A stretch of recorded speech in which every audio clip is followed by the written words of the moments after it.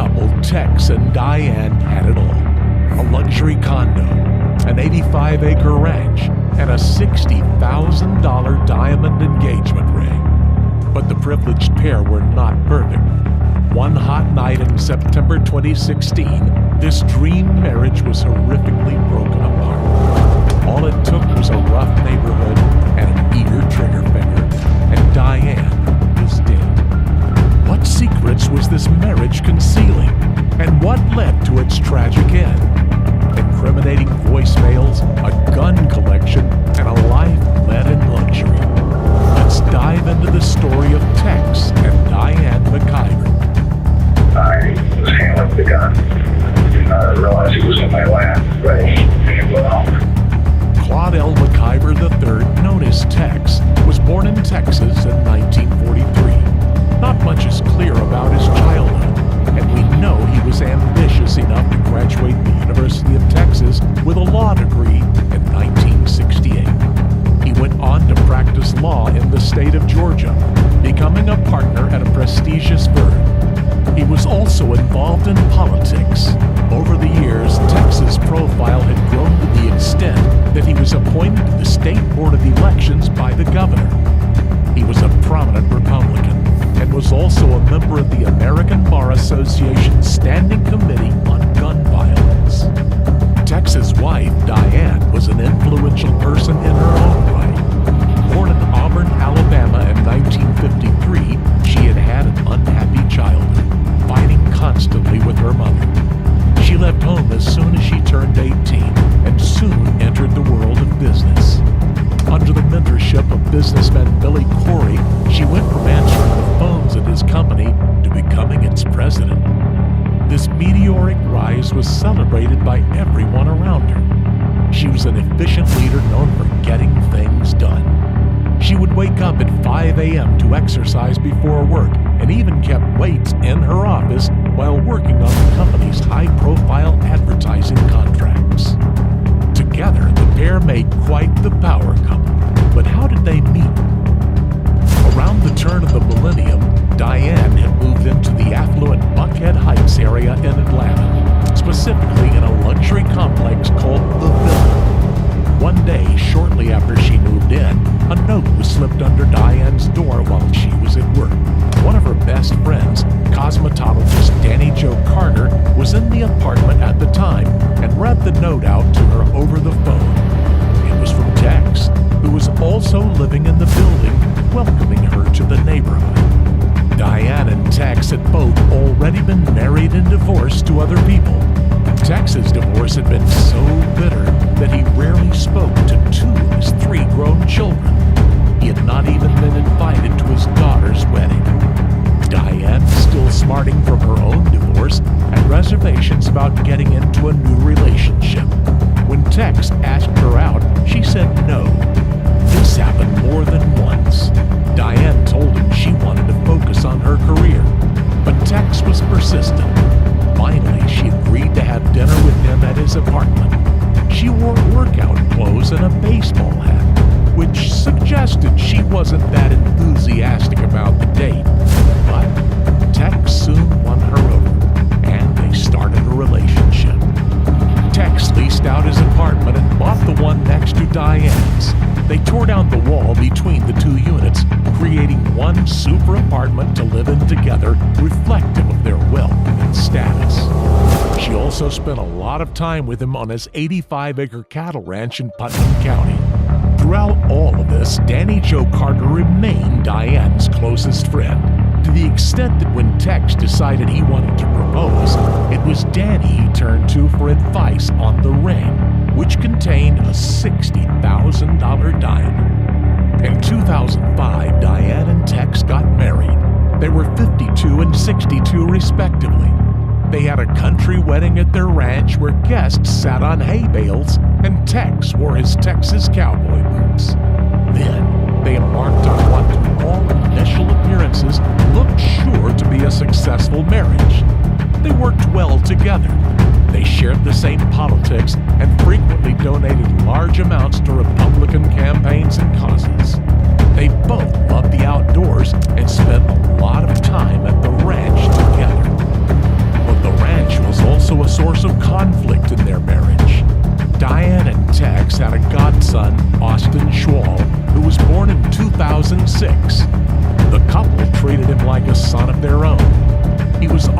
with them at their ranch and their condo. Towards the latter half of their marriage, Diane started to suggest she wanted to name Austin in her will. Priority would still go to Tex, but if he predeceased her, she wanted her holdings to go into a trust for Austin instead of Tex's biological children from his first marriage. In 2011, Diane and Tex met with their estate lawyer to discuss this new will. Email chains made it clear that they'd been arguing about it. Diane emailed Tex to tell him there was no point in meeting the lawyer until they'd agreed on what they were going to do. He emailed back, "Upon what do we not agree?" She responded that "I am not going to leave my half of the ranch to your estate." She expanded upon this in another email. "For you to die before me and allow me to live there until I die and then turn it over to your estate is not an option for me." In 2015, Diane asked her friend and receptionist Rachel Sykes to copy a document for her. She called me in her office and said, "I need you to make some copies of these papers. She said, I cannot trust anyone else." So I proceeded to the copy room and I made the copies and I went back and handed them to her. And she says, "Thank you so much. This is my new will." What this new will actually contained, we don't know. It was never found. But Diane's intentions were clear. She didn't want her assets to go to Tex's children. And in making this will, she'd threatened their position and gone against Tex's wishes. 10 years into their marriage, tensions were rising between the couple. Danny Jo Carter witnessed an argument between the husband and wife a few months before Diane's death. Their godson, Austin, the subject of all the contention around the will, was visiting with them at their ranch, and he burned his finger. Diane and Tex got into an argument about it. It was very heated, and Diane was saying that there was nothing wrong with him, and I was focused mainly on Austin because I knew how bad his finger was hurting because I burned my finger before like that. And Diane was saying he was all right. Tex was trying to get Diane to be quiet, and they they shoved each other, and Tex kind of pushed Diane out of the bedroom and closed the door. This was one of the only times Danny had witnessed an altercation between Diane and Tex. It was a sign that things were escalating. Still, no one could have imagined how their marriage would end. It was a hot weekend in September 2016. Diane and Tex were spending time at their ranch riding and playing golf. They were hosting Danny Jo Carter, who was their frequent guest. And on the Sunday evening, they went out for dinner together. They went to Longhorn Steakhouse in Conyers with one of Diane's co-workers. They ordered a bottle of wine, and Diane drank a few glasses. Tex had one glass. Danny, who didn't drink, volunteered to drive them back to the ranch. So at around 9:30 p.m. that evening, Danny got into the driver's seat of Diane and Tex's Ford Expedition. Diane was in the passenger seat, and Tex was in the back directly behind Diane. The 73-year-old man soon drifted off to sleep. It had been a long, hot day on the golf course, and he'd had a glass of wine.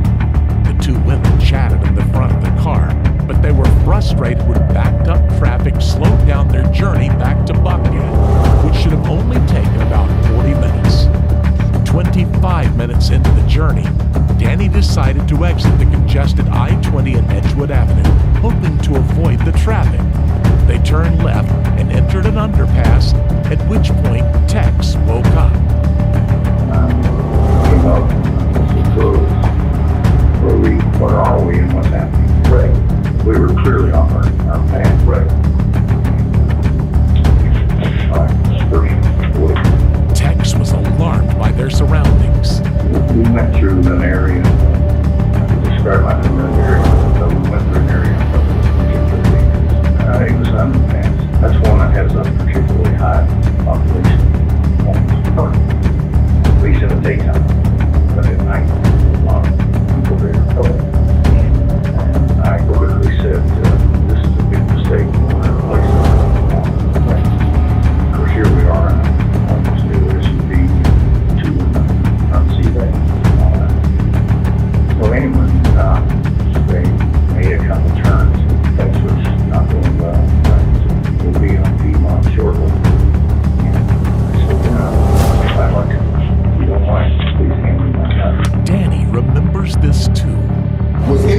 both been at that intersection?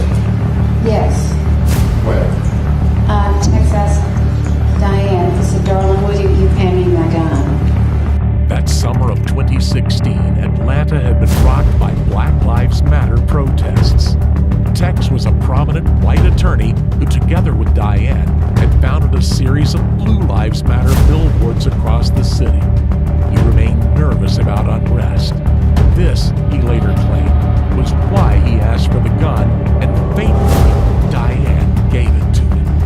Tex described the moment. And it was in the center console. We had some break-ins in our office where the only thing they're looking for seems to be a gun. And so in response to that, I grabbed my gun from the public security act. So when I peeled the console, you had no clue what you were looking at, rather than flashlight and stuff like that. So Diane reaches in, pulls it out, hands it back to me. And by then, we may have been on the anyway, I was relatively satisfied. We're out of second area, right? And I guess I just laid back again and this trial is going to have right, have a weapon. I'm like, okay. And then remember that's happening. Then Joe came to a stop.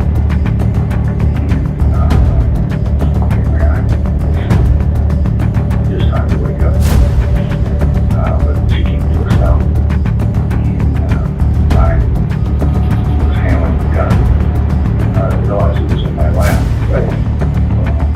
Tex had shot his wife in the back. Danny didn't realize what had happened immediately. I heard a big boom, and I didn't know what it was. I thought there was an explosion somewhere. And but my head turned to the right, and I looked out the window and wondered where there was an explosion or if somebody behind us was getting ready to hit us or something had happened behind us. I did not realize that it was a gunshot. Tex made no effort to deny what he had done. The gun was quite literally smoking in his hands. They sped to a hospital where Diane was rushed into surgery. But she was still unconscious, and when asked if she wanted to see her husband, she said no. Diane died in surgery. She had told doctors that it was an accident, but was she telling the truth? Or was this the final act of devotion from a woman who loved her husband despite it all to protect him from the consequences of what he might have done? Had she been murdered? A nurse at the hospital overheard something suspicious from Danny and Tex that night. They were huddled in a corner as if they were conspiring. She heard Tex say this. "This is what you're going to tell them." Could them be the police? Was he asking Danny to lie for him? Witnesses reported that around the time of Diane's death, Tex appeared curiously unemotional. A few days before Diane's memorial service, he commented to a friend on the state of an ex's relationship. All he said was he didn't think she was happy with her husband, who was less, and that maybe he could get her back. Only weeks after the final shooting, Tex was already talking about starting new relationships.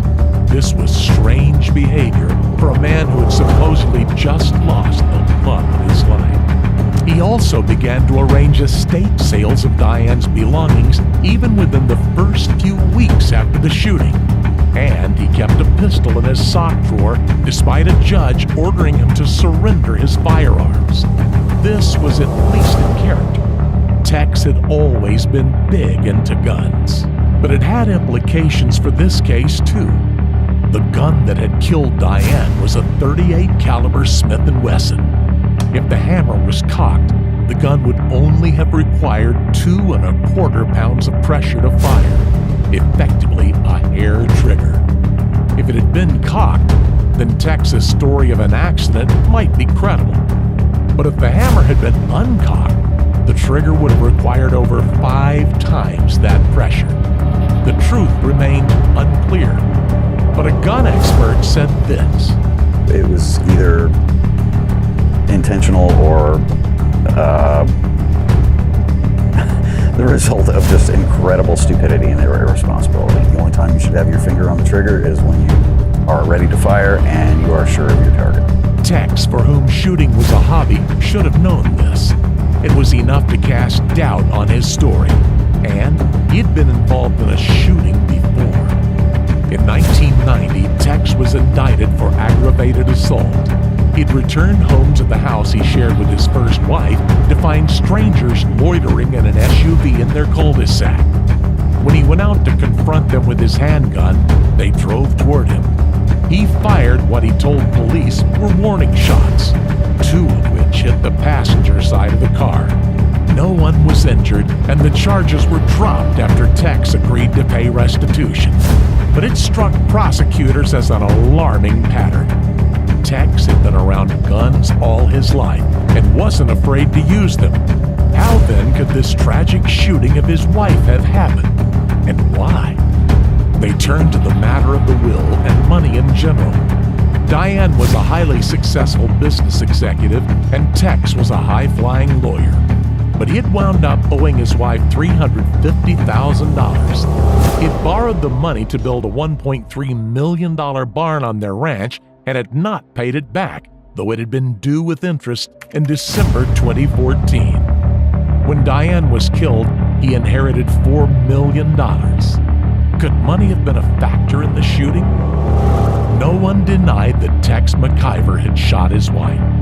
The question was whether he'd done it deliberately.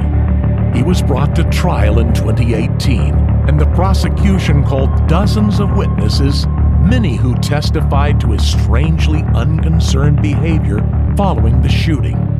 They also played a voicemail recording Tex had left for Danny's husband, urging her to stop talking to the police and to make a public statement in support of his innocence. Let me just be plain. Danny is about to send me to prison. Please erase this voicemail message, but call me right away. Y'all have no idea the problem this is causing. It's innocent, but it's absolutely nuclear for me. The voicemail suggested he knew he was guilty, and he was afraid of the consequences. In 2018, the jury agreed. Tex was convicted of felony murder and sentenced to life in prison at the age of 75. But this wasn't the end of the story. In 2022, the conviction was overturned on the basis that the jury should have had the option of a misdemeanor involuntary manslaughter charge. In other words, the higher Georgia court believed that the shooting had been an accident after all. Tex faced a retrial for felony murder, but in January 2024, he took a plea deal, pleading guilty to involuntary manslaughter. Do you understand that you waive any and all defenses by entering a plea of guilty here today? Yes. Is it your decision to waive these rights and enter a guilty plea because you're in fact guilty? Yes. The plea deal meant that Tex was sentenced to 8 years in prison, including time served. That means he'll be released by 2025. However, he is immediately eligible for parole, so he can be released even sooner. What are your thoughts on this tragic story? Was the court right to overturn Tex's conviction? Do you believe it was an accident, or has he gotten away with murder?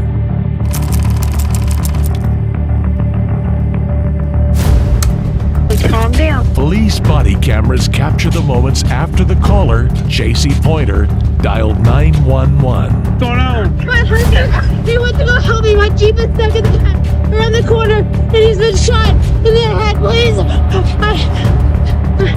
That's my husband's blood. Just breathe for me. That's my husband's blood on me. What's his name? Robert Pointer. This is J.C. Pointer. In 2016, she was 29. She'd been married to Bob Pointer, who was 18 years her senior for 7 years. On September 9th, she met with Bob on a muddy back road, isolated and dark. Only one of them would survive the encounter. But who was to blame for Bob's tragic death? J.C. claimed her husband had been killed at random. What happened? I heard a shot, and the Jeep started rolling, and I didn't see anything, and I saw a shadow. That's all I saw. But the police were suspicious. Was she really just an innocent witness to a horrible crime? A wife traumatized by the murder of her husband? This is the chilling case of Chasey and Bob Pointer. Robert Pointer, known as Bob, was a firefighter. Despite being a tall and imposing figure, the 47-year-old was described as fun-loving and non-confrontational. He'd worked as a firefighter for nearly 20 years and had reached the rank of captain. When Hurricane Katrina struck in 2005, he was involved with relief efforts. He had 2 children from his first marriage. The first marriage to his high school sweetheart, Amy, had lasted for 19 years before it began to break down when Bob met Chasey Tyler Mormon. Chasey was born and raised in Texas. She worked in a dental office as a surgical assistant and implant coordinator, but her passion was baking. Chasey ran a cake-making business called Fabulously Frosted. She met the married Bob through a mutual friend, and despite the 18-year age gap, they hit it off immediately. He began to devote more attention to this 20-year-old at the cost of his existing marriage. Bob's daughter discovered he had a second cell phone. Chasey claimed that she didn't know Amy and Bob were still together at the time.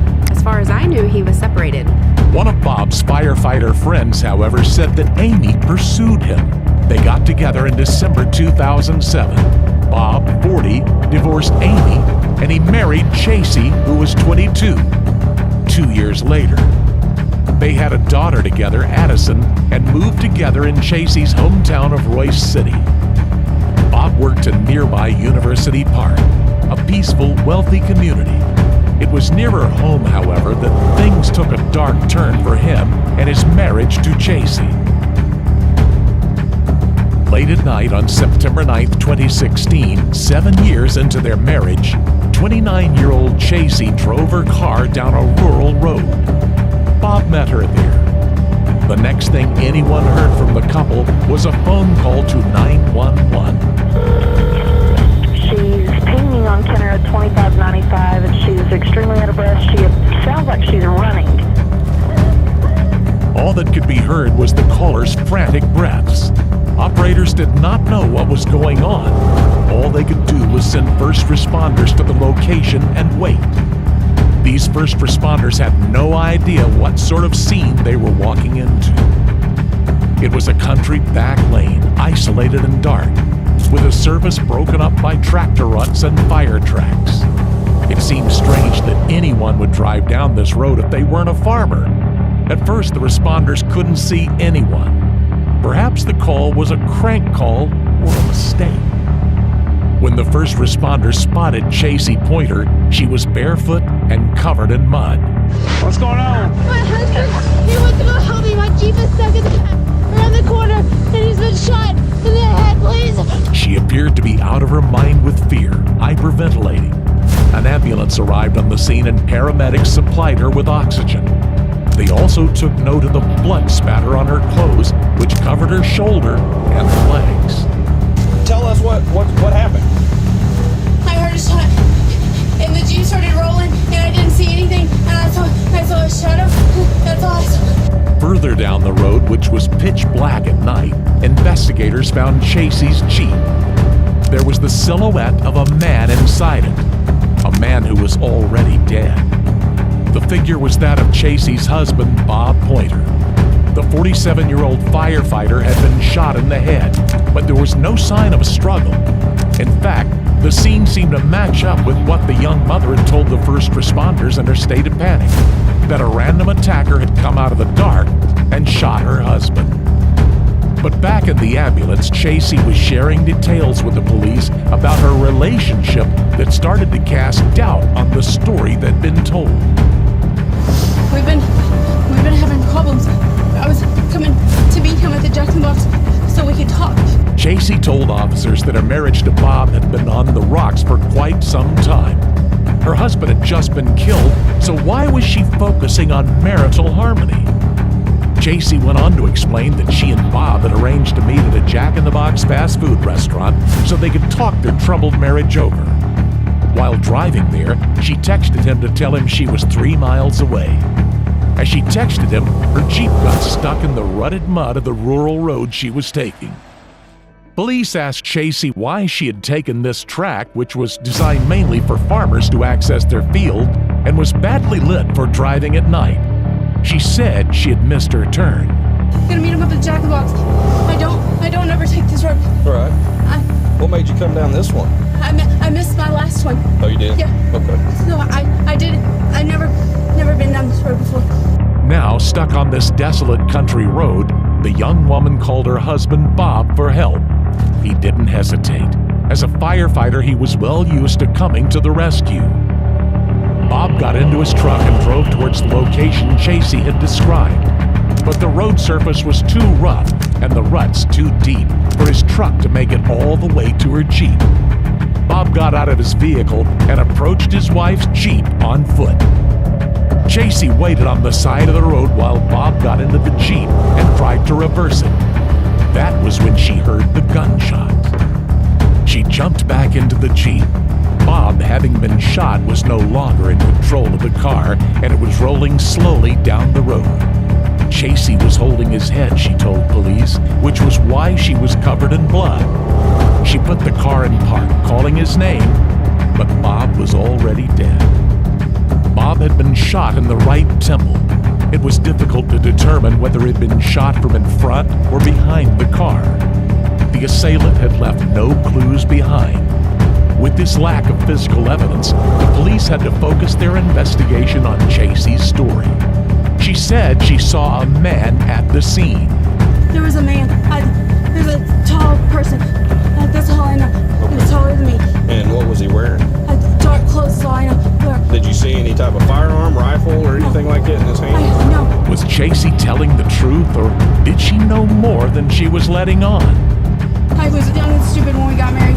I didn't want to be married anymore. What do y'all fight over? My daughter. He's trying to take my daughter away from me. Why would he try to take your daughter away? Like, what reason did he give you? Because he knows that that's what's going to hurt me the most. As the police questioned her back at the station, the now widowed Chasey kept on returning to the state of her marriage.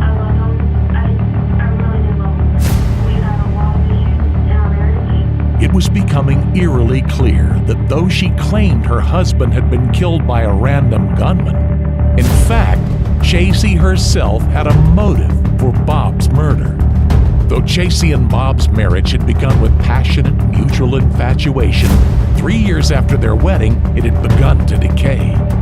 They slept in separate bedrooms, and Chasey believed Bob was still in love with his first wife. She also claimed he had a temper. He had low testosterone levels and was taking medication to supplement it, which, according to Chasey, led to violent outbursts. There would just be times, he would grab me by my hair.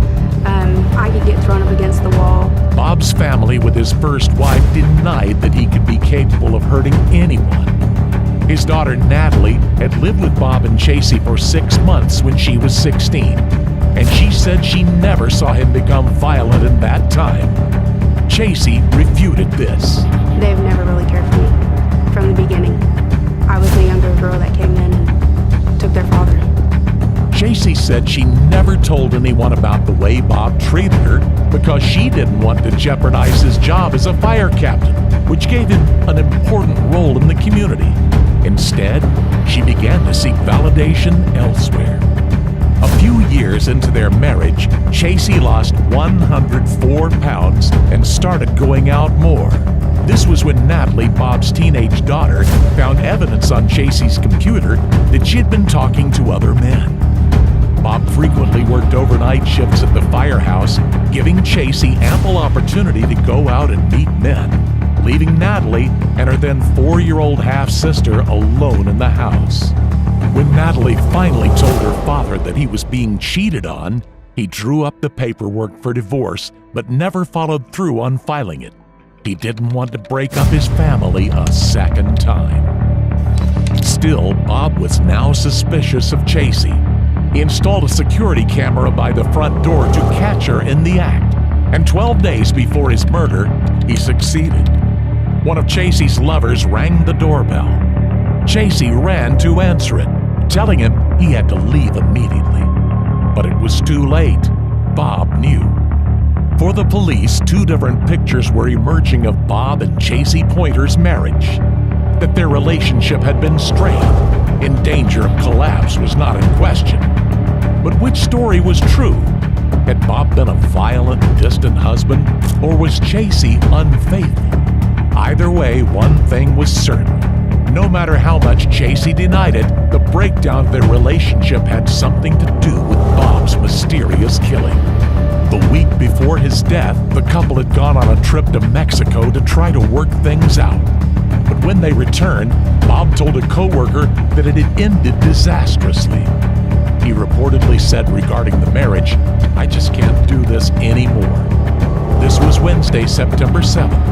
On Friday, September 9th, Bob was murdered. Chasey said she'd been at a friend's house that night before leaving to meet up with Bob at the restaurant. Whose house was that? Michael Garza. Are you and Michael Garza dating or anything like that? Do y'all have a relationship? Yes. She'd been having a relationship with Michael Garza since that same summer after meeting him on Facebook. Michael Garza, 37, was a truck driver. He'd spent a year in prison in 2000 for the unauthorized use of a vehicle. But he had no recorded history of violent behavior. Still, police were suspicious. If Bob's killer had been a random stranger as Chasey claimed, why would the killer let her escape alive? The evidence, contrary to her story, suggested she knew the killer. In interrogation, the police pushed her. I think you're full of crap. I want to pull the trigger. I don't know who pulled the trigger. See, I think you do, and that's the problem. No, I don't. Finally, 2 hours in, Chasey's story crumbled. Who killed your husband? Who shot Robert? Can you say that louder for me, please? Mikey could only be one person, Michael Garza. Chasey's lover had murdered her husband. Close to being implicated in the crime herself, Chasey now changed her story. I just wanted to, I wanted to know what it's like to be bullied all the time. Chasey said that she had planned for Garza to scare Bob into leaving her alone. As the story went, she hadn't intended for Bob to get hurt, and she didn't realize that Garza had brought a shotgun with him.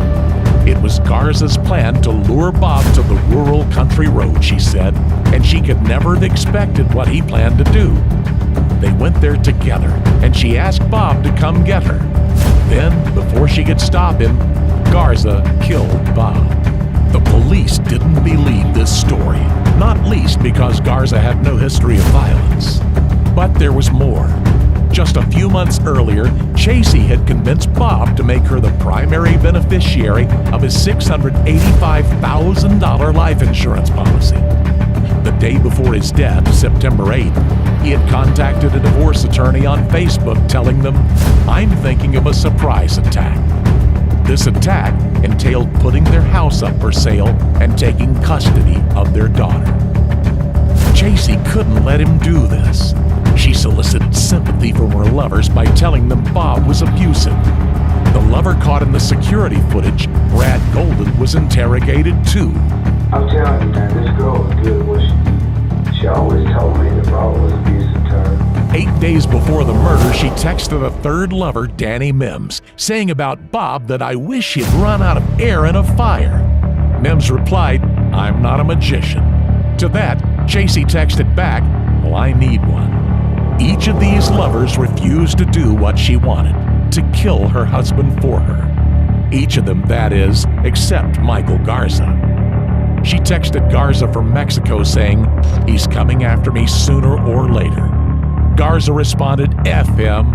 No, I will shoot that dude." And the day before the murder, the day Bob contacted a divorce lawyer, she texted Garza and said, "I've made up my mind." The evidence was mounting that Chasey herself had arranged the murder.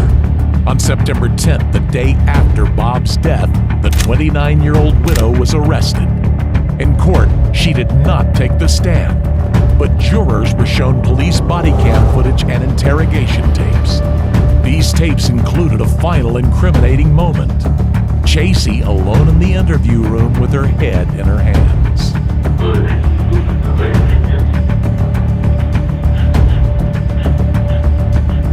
Garza was sentenced to 99 years in prison with the possibility of parole after 30 years. Chasey Pointer, too, was found guilty of murder.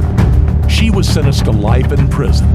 She'll be eligible for parole in 30 years' time when she is 59. To this day, Chasey maintains that she never intended her husband to die. What are your thoughts on this disturbing story? Did Garza really act to kill Bob on his own, or did Chasey plan for her husband to die? Let us know your thoughts in the comments below.